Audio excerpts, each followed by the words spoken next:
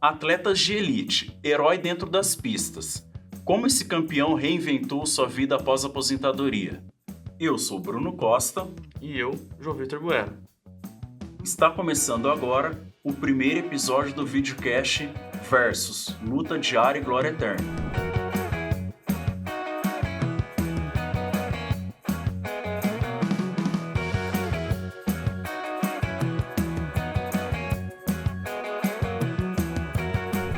Vira um dos principais atletas guias paralímpicos do país, medalhista de ouro em Tóquio 2021, trouxe a medalha aqui pra gente ver. Bira, é um prazer estar recebendo você aqui hoje no nosso primeiro episódio. E a gente queria conversar um pouquinho com você sobre essa transição, momento de transição de carreira entre atleta para atleta guia, para depois, né, ser fundador, professor de uma escola. Então a gente queria conversar um pouco sobre essa trajetória e entender o seu lado, como é que foi a sua parte mental, a sua preparação para tudo isso. Bira, como que você começou a sua carreira no atletismo? Eu comecei um pouco tarde no atletismo, né? Normalmente a pessoa começa quando criança, tá? E eu sempre fui uma criança muito ativa, né? Futebol, tudo, brincava muito na escola, mas o atletismo eu fui conhecer já perto dos meus 21 anos, né?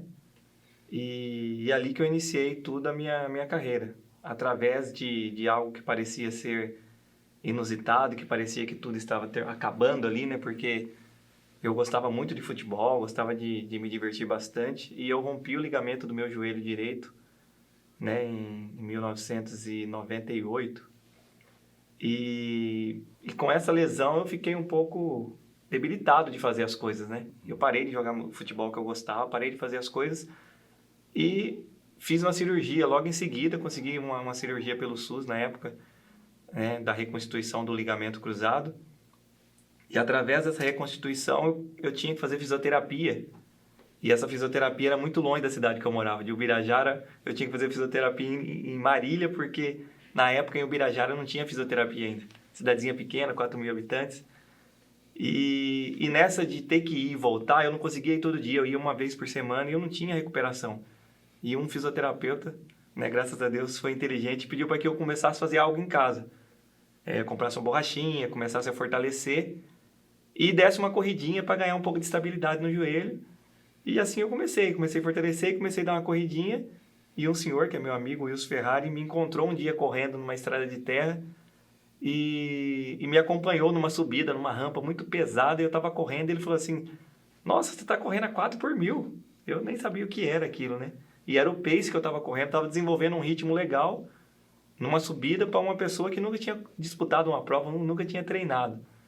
E ele falou que eu tinha um talento, né? E eu acreditei naquelas palavras dele. Um dia fomos nos encontrar para correr. E eu comecei, através dessa lesão, né? Eu comecei a fazer esse treinamento que ele começou a passar para mim. E logo comecei a despontar no mundo do atletismo, né? Comecei a ter alguns resultados expressivos pelo tempo de treino. Com 6 meses eu estava correndo, pegando algum pódio na categoria, pegando algumas medalhas, né? Por uma pessoa que estava começando há pouco tempo. Então eu já comecei a dar alguns passos na carreira de atleta. Ah, maravilha. E como é que foi a sua primeira viagem internacional? Como é que foi essa sensação para você? Olha, foi um sonho, assim, né? Eu não imaginava, né? Eu costumo dizer que eu que nasci lá numa cidade bem pequena e você não tem essas perspectivas tão grandes, né? Eu nunca tinha sonhado em viajar fora do Brasil. E quando eu fui convidado, né, convocado para ir fazer minha primeira viagem internacional, que foi para Pequim, na China, como atleta guia, foi uma novidade muito grande, porque a cidade mais grande que eu conhecia até então era Marília. Uma cidade, né? Para quem morava numa cidade de 4.000 habitantes, estava morando numa cidade na época, Marília, com quase 300 mil habitantes, então para mim já era muito aquilo. E quando eu recebi a convocação para ir para Pequim, eu fiquei, né, abismado, assim, imaginando, nossa, vou conhecer um país que eu nem faço ideia como é, né, do outro lado do mundo, aquela coisa toda. Então, assim, foi um momento muito feliz na minha vida já, né, no meu início de carreira. Foi um momento que me marcou bastante, assim, me deixou muito lisonjeado por aquilo que eu acreditei que poderia acontecer, não tudo isso, mas que estava acontecendo de uma maneira até melhor do que eu estava imaginando. E o que te marcou nessa longa trajetória sua como atleta? Qual foi alguma viagem ou algum ganho de alguma medalha? O que te marcou nessa longa trajetória? Então, eu tive vários momentos assim marcantes nessa minha viagem, nessa minha vida, né, de atleta. Todas as convocações foram marcantes, todas as viagens com certeza foram marcantes, né? Mas a que mais me tocou profundamente, assim, que fica marcada na história, eu acho que as Paralimpíadas do Rio, né, 2016, dando um salto grande aqui na nossa conversa, mas a Paralimpíada do Rio 2016 não tem igual você fazer uma competição na sua casa, né? Você tá no Brasil, você tá ouvindo a galera gritando o seu nome, seu país ali, a energia é diferente, né? A gente já tinha ido para vários lugares, para Londres, para China, para Nova Zelândia, para vários lugares, mas no Brasil a energia foi completamente diferente. Então eu acredito que se perguntar aí para todos os atletas, eles vão falar que a competição no Brasil não tem igual. Não, se você for ver, é um privilégio, né? É um Porque acho que só privilégio. 4 países no mundo receberam mais de uma Olimpíadas. Então, até ter uma Olimpíada de novo no Brasil, uma Sim. Paralimpíada vai demorar mais uns 100 anos. Então, é muito legal essa questão. E quando você competiu aqui no Brasil, a sua família estava junto, o pessoal foi te assistir, como é que foi? Então, é esse diferencial, né? A gente conseguiu levar, numa das provas, né? A minha família, a família do Odair, né? Esse atleta que está aqui no fundo aqui, é um atleta que eu trabalhei com ele de 2008 a 2017, né? Então, foi uma jornada bem grande. Então, nós conseguimos levar nossa família na primeira prova dos 5.000 metros. Então, foi assim, você sabia que tinha sua família assistindo, né? Ali vibrando por você, e depois você terminar a prova, aquela vontade de sair lá, abraçar né, compartilhar aquele momento que nós tínhamos ganhado uma medalha. Então, assim, foi tudo diferente nessa Paralimpíada do Rio. Então, por isso, acho que é mais um dos motivos para ter sido tão especial, assim, na minha carreira. E como que você fez essa transição para aposentadoria, para o pós-carreira? Como que foi? Como que você conseguiu lidar com isso? Com essa questão da pressão, com a questão de parar e tá ainda inserido na área do esporte? Sim. Infelizmente, né, o atletismo ele não tem a mesma visão de outros esportes, do esporte mundial que é o futebol, né? Então, o atleta de atletismo, dificilmente ele vai conseguir, ele não vai ter uma aposentadoria que nenhum outro atleta tem. Então, a gente tem que vir se preparando, né, fazendo um pé de meia, fazendo alguma coisa, se preparando mentalmente, porque uma hora vai chegar. E no meu caso foi um pouco inusitado, assim, porque eu não esperava parar já naquele ano que eu tive que parar, assim, de competir realmente. Você parou quando, Bira? Eu parei em 2017, assim, de competir realmente, né? Então, isso para mim veio, assim, de uma maneira forte, mas eu tive um psicológico muito bom de entender. Eu sou meio assim, eu costumo dizer que eu sou camaleão. Eu me transformo muito rápido e entendo o que tem que ser feito. Porque até 2016 eu já tinha feito uma cirurgia no meu outro joelho esquerdo e eu me recuperei, sofri muito para recuperar tempo para poder ir para a Paralimpíada do Rio. Eu fiz a cirurgia em janeiro, a Paralimpíada era em agosto, setembro, né? Finalzinho de setembro ali. E era pouco tempo para recuperar. Normalmente você leva 7, 8 meses para recuperar. Eu tive que me recuperar em 4 meses e voltar a treinar e estar apto a competir já em setembro. E eu consegui fazer tudo isso. E ganhamos a medalha. E no ano seguinte eu tive que fazer uma artroscopia, né? Uma limpeza no joelho que eu tinha feito a cirurgia. E essa limpeza que parecia ser tão simples, eu peguei uma infecção hospitalar e isso me comprometeu completamente. Então foi um momento assim que eu comecei a perder meus patrocínios, comecei a perder porque eu recebia de competições que eu corria, provas de rua, e eu não podia competir, então eu comecei a perder.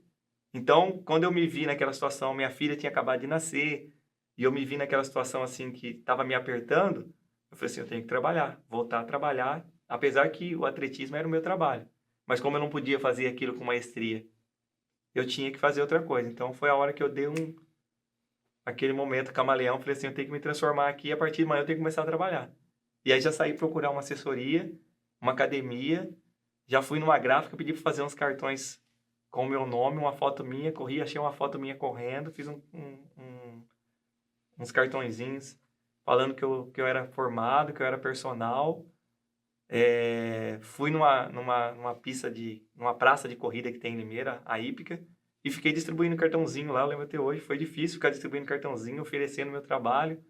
E era um momento assim que o pessoal ainda não estava ligado na atividade física, né? Hoje em dia eu vejo que tem várias assessorias em Limeira, o pessoal está numa atividade, estão praticando. Pós-pandemia, então, aumentou ainda mais essa prática de exercício.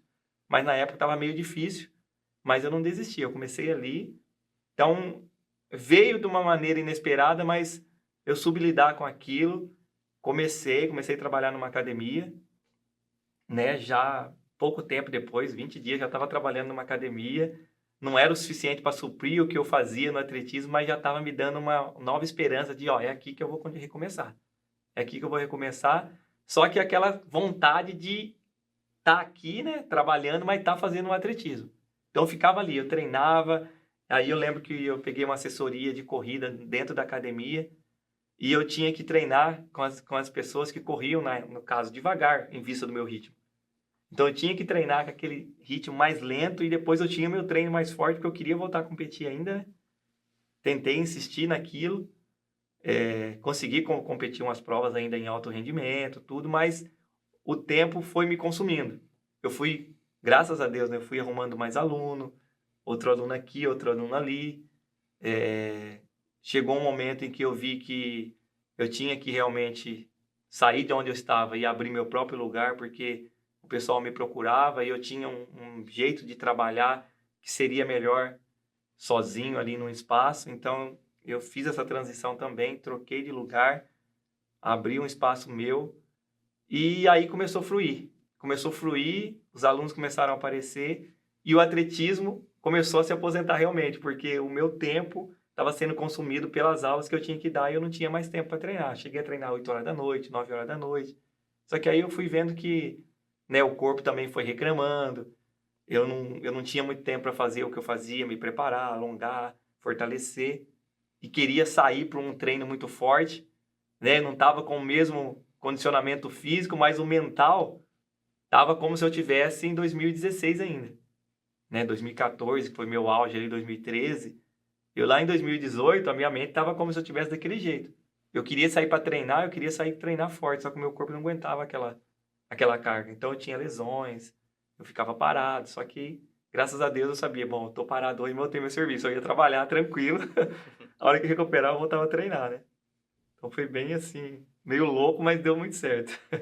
Não, maravilha. E assim, como é que foi essa transição para voltar a competir em 2020? Para participar das Olimpíadas de Tóquio, em 2021 no caso. E ainda queria aproveitar e comentar que foi uma Olimpíada que eu acho que nunca mais vai ser do mesmo jeito, né? Uma Olimpíada sem público, no mundo pós-pandêmico. Como que foi?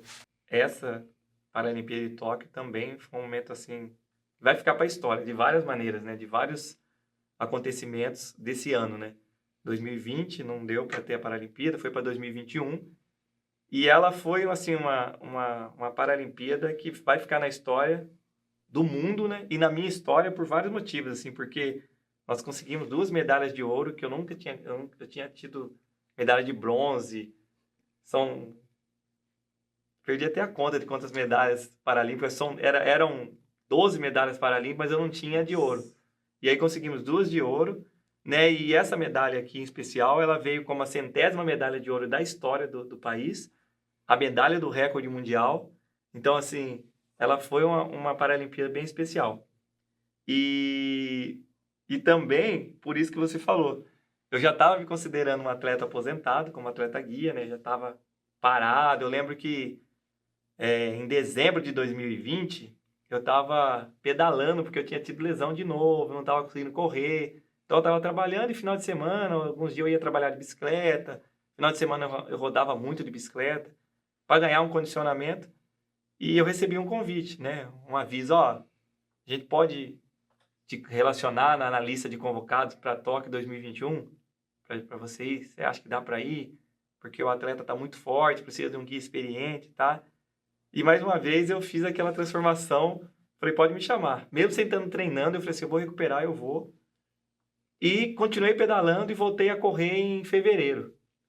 Né? Foi assim, eu voltei a correr em fevereiro, foi uma das Paralimpíadas que eu mais sofri, eu costumo dizer, porque as outras eu estava muito em forma, eu estava muito melhor do que o atleta que eu ia guiar, então eu guiava com tranquilidade. E nessa, no momento que eu aceitei, eu estava correndo menos do que o atleta que eu tinha que guiar. Então, assim, eu voltei a treinar, voltei a fazer uns treinamentos mais pesados, comecei a achar horário, saía para treinar 4 horas da manhã, 6 horas eu tinha que trabalhar, tinha que treinar mais cedo, então acabava o trabalho às 9 da noite, eu ia correr ainda às 9 horas da noite, porque eu tinha que, né, fortalecer, voltar a ganhar aquele cardio que eu tinha perdido. Mas deu tudo certo, eu consegui, né, fazer esse treinamento e viajei para Campo Grande antes, né, fiquei 2 meses quase em Campo Grande treinando com o atleta de novo, que eu já conhecia. E foi uma experiência, assim, completamente diferente das outras, porque eu tive que me reinventar, voltar a ser atleta de novo, mesmo querendo parar, e deu muito certo. O corpo respondeu bem, suportou a carga de treinamento, que foi muito grande na época, para poder chegar ao nível que o atleta estava, e deu tudo certo. Tive uma pequena lesãozinha lá, já em Tóquio, mas os fisioterapeutas ali me ajudaram e eu consegui fazer o papel que eu tinha que ser feito. E conseguimos as 2 medalhas de ouro, né, o recorde mundial e a 100ª medalha da história do país, né, paralímpico. E essa preparação é diferente, né, quando você está como atleta guia. Você usa métodos diferentes para os treinamentos com eles? Como é que é feito isso? Quando você está treinando como atleta convencional, sozinho, né, Uhum. você treina para você, né, você tem a sua passada, você tem o seu intervalo de treino, você tem o seu volume de treino, você tem a sua passada. E quando você é um atleta guia, tudo isso se resume ao atleta. Então, o guia tem que se adaptar ao atleta. Então, se o atleta tem uma passada maior que a sua, você vai ter que aumentar a sua passada, você não pode fazer ele diminuir, senão você vai prejudicá-lo. E se o atleta tem uma passada menor, você tem que diminuir sua passada. Se o ritmo do atleta é mais forte que o seu, você tem que se esforçar para chegar no ritmo dele. Se for mais lento, você vai ter que correr mais lento.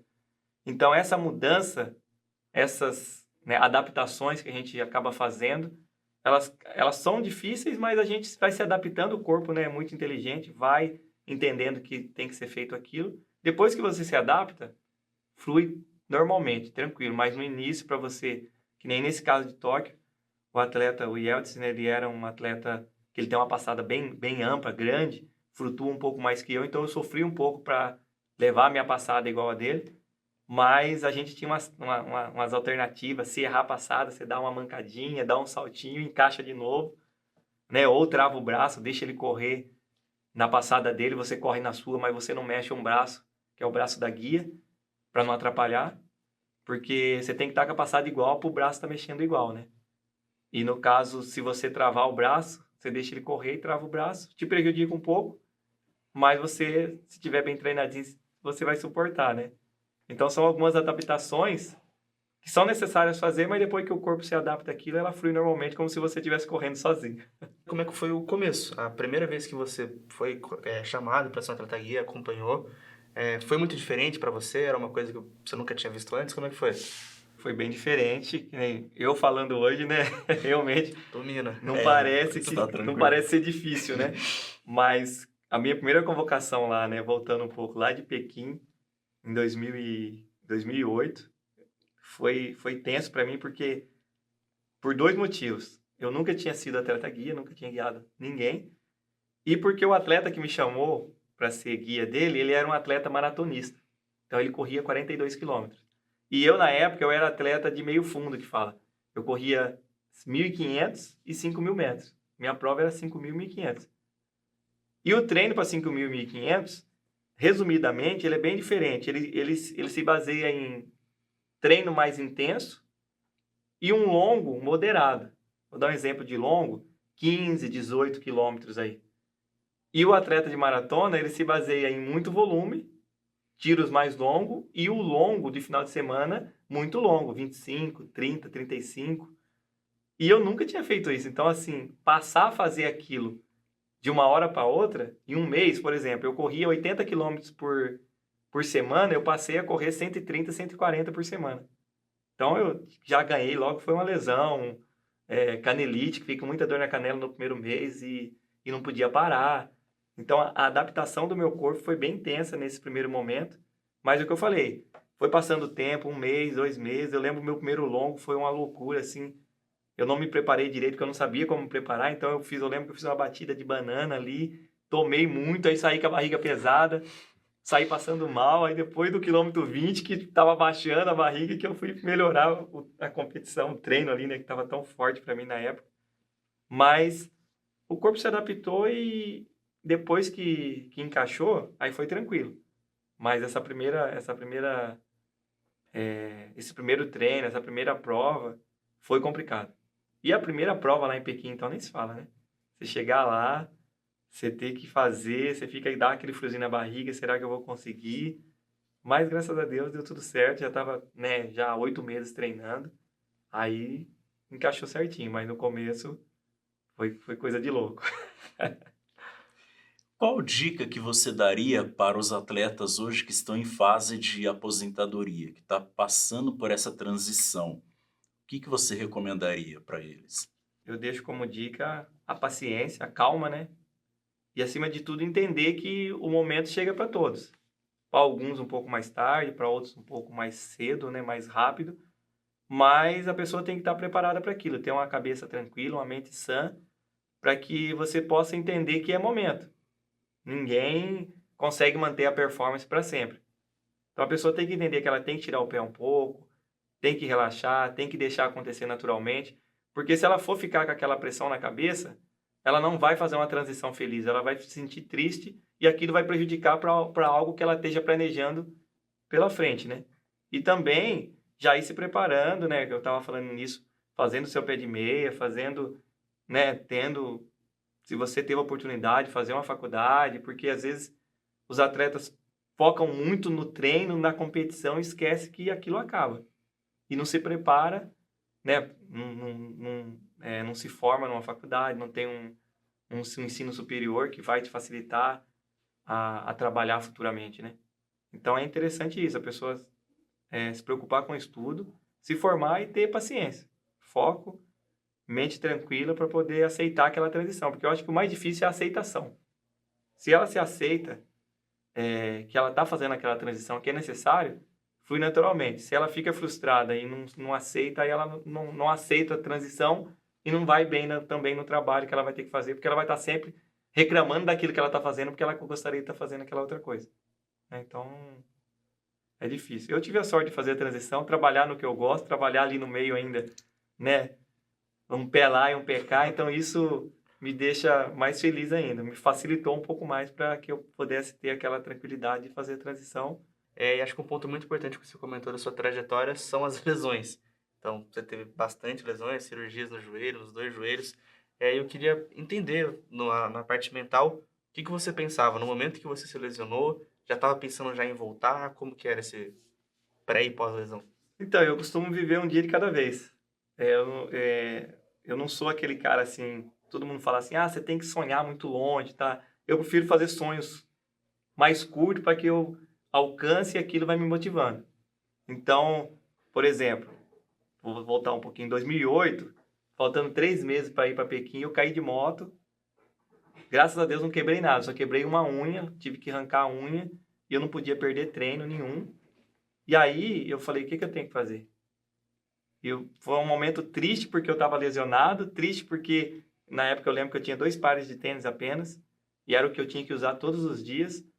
E aí entrou o camaleão lá e falou, você não pode parar de treinar, mas como você não vai treinar com a unha arrancada? Eu fui lá e cortei a ponta do tênis, pro dedão ficar para fora e adaptei aquilo e falei assim, eu vou treinar hoje, amanhã alguém vai me dar um tênis, ou eu vou ter um dinheiro para comprar, mas eu preciso fazer isso aqui agora. Senão eu vou perder o treinamento e eu não vou conseguir dar conta do que eu me comprometi em fazer. Então, assim, eu não ficava pensando muito longe, né, quando estava acontecendo essas coisas. Eu ficava pensando, eu tinha que vencer hoje. Ia para fisioterapia, putz, tem que dobrar o joelho. Doía demais. Não, vamos dobrar hoje, ou nesse momento aqui, depois eu entro no baldão de gelo, ponho a toalha quente aqui, chorava na hora, mas depois eu estava ali, no outro dia vamos de novo. Então eu ia vivendo aquele processo. E conforme aquilo ia acontecendo, eu ia ficando melhor, então me dava mais energia para o próximo objetivo, né? Bom, para você que está nos ouvindo, nos vendo aí de casa, o grupo de mídia Versus desenvolveu um documentário. Nós fomos até o Comitê Paralímpico Brasileiro, fomos conhecer a estrutura e vimos que realmente é algo diferencial. Bira, nas suas viagens pelo mundo, Pequim, Nova Zelândia, Londres, Tóquio, você já viu algo parecido? Como que é para você estar próximo dessa estrutura, ver o suporte, né, que os atletas brasileiros paralímpicos têm? Olha, a estrutura do Comitê Paralímpico, do Centro, né, Paralímpico é sensacional. Se eu não me engano, eu acho que é o quarto do mundo. Comporta todas as modalidades praticamente paralímpicas, né? Natação, atletismo, esgrima, basquete, cadeira de roda, tênis de mesa, tiro ao alvo. São infinitas modalidades ali que o centro comporta. Então, é gratificante para a gente ter uma estrutura dessa, né? Ter uma estrutura que o comitê pode oferecer para os seus atletas e você vê que está dando resultado. Esse ano o Brasil foi muito bem colocado mais uma vez, né, nas Paralimpíadas e devido a essa estrutura que o comitê está oferecendo para os atletas que estão sendo convocados, que estão na ponta do atletismo, para os jovens que estão chegando. Então é fantástica e reforçando, né, quem quiser conhecer, assiste o documentário porque vale a pena e sem problema. Hoje acho que até um ponto legal, né, de você estar dando aula, estar atuando como professor, é esse boom, essa febre das corridas que estão tendo hoje em dia, esse ano, principalmente aqui em Campinas, tá? As corridas de rua, né? De rua, toda hora, não para. Como que tá sendo isso para você lá em Limeira? Aumentou muito a procura de alunos? Como é que tá sendo? Aumentou bastante e o interessante é que é perfil, né? Então, assim, aumentou bastante a clientela, com certeza, mas as pessoas procuram o perfil. Então, normalmente, quem me procura são pessoas que querem melhorar o tempo, pessoas que é qualidade de vida, mas ela quer um pouco a mais. Às vezes, pessoas me procuram e começam a fazer a planilha, falam, a planilha é meio pesada para mim. A pessoa já se desculpa, tá? Eu também entendo. Eu tenho uma pegada mais assim, embora o meu método de treinamento, eu já falo, é um método de treinamento de um atleta profissional mudado, né, adaptado para um atleta amador. Então, eu passo tudo que eu fazia como atleta profissional, eu passo para um atleta amador, mas dentro da capacidade dele, né? Então, eu consigo transferir aquilo que eu fazia tranquilo, as pessoas conseguem treinar, fazer o treino certinho e procuram aquilo que se identifica comigo. E graças a Deus eu consigo me identificar com várias pessoas, né? Assim, sou fácil de comunicar, estou sempre sorrindo ali, é o meu jeito mesmo, não preciso ficar disfarçando nada, então a gente fica mais fácil de socializar com as pessoas. Quais são os projetos que você está envolvido hoje? São relacionados ao esporte, né? Hoje, graças a Deus, eu tenho o meu espaço de treinamento funcional, uma academia mais voltada para o treinamento funcional, para atletas de corrida e qualidade de vida, né? E tem um grupo de corrida também, então eu monto planilhas de treino online, dou aula presencial de corrida e fico à disposição do comitê. Agora está tendo um curso de capacitação de professores para a rede, né, sobre o esporte paralímpico, sobre o atletismo. Então, às vezes eu sou chamado, então eu faço questão de estar lá presente para não ficar fora desse meio, porque é um meio que me deixa muito, muito, muito feliz. E também, né, até o ano passado, quando precisavam aí de um atleta guia, eu estava participando. Agora eu já estou me considerando aposentado, acredito que não dá mais para mim, mas se precisarem de mim aí, como foi o ano passado, como auxiliar técnico, para acompanhar o pessoal, então, assim, eu consigo estar engajado nesse meio, então está sendo muito gratificante de não estar fazendo o atletismo mais como um alto rendimento, mas estar participando ali, né, do mundo do atletismo ainda como auxiliar, como alguma coisa que apareça para fazer, né? Bira, mais uma vez, muito obrigado por estar aqui conosco. É um prazer ter te recebido aqui na faculdade para gravar o nosso podcast. Eu queria agradecer, né? Foi um prazer todo meu. Fico muito lisonjeado e também honrado de fazer parte aqui do documentário de vocês, né? Do videocast. E estou à disposição para o que vocês precisarem. Versus é um videocast produzido por mim, Bruno Costa, para o projeto experimental da Faculdade de Jornalismo da PUC Campinas, sobre a orientação da professora Cissa Toledo. Até mais! Obrigado, pessoal!